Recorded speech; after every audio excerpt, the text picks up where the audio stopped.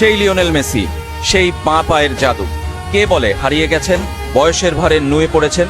আবারও বিশ্ব দেখেছে তার ঝলক, বিশ্বকাপ দেখেছে তার গোল। তাতেই কোনো অঘটন নয়। আলজেরিয়াকে থামিয়ে প্রথম ম্যাচে হারিয়ে বিশ্বকাপ নিজেদের ঘরে রাখার মিশন শুরু করলো আর্জেন্টিনা। আর সেখানেই নায়ক আলবি সেলেস্তের অধিনায়ক লা পুলগা।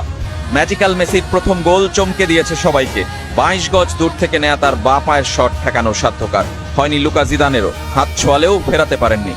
গ্যালারিতে বসে বাবা জিনেদিন জিদানও তাই একদিকে দেখেছেন মহাতারকার আরও একবার জ্বলে ওঠা, আর নিজের ছেলের নিভে যাওয়া। বিশ্বকাপের 14 নম্বর গোলটি এলো 200 ম্যাচ পূর্তির দিন। 15 আর 16তম গোলটিও একই ম্যাচে। দ্বিতীয়ার্ধে অনেকটা ভঙ্গুর আলজেরিয়ান রক্ষণকে গুড়িয়ে দেয় আর্জেন্টিনা। ম্যাকঅ্যালিস্টারের শট লুকা জিদান ফেরালেও ধরে রাখতে ব্যর্থ।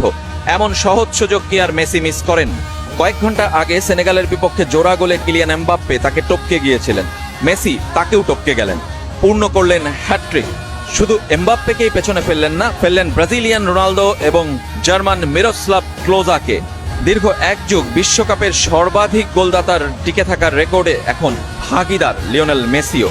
মেসি আর ক্লোজা দুজনেরই গোল 16টি। শুরুর মতো শেষটাও শুধুই মেসির। তিনি যা করেছেন তাতেই মোহিত বিশ্ব। শেষের রাগিনীতে অস্তগামী নয়, যেন মধ্য গগনে রবি।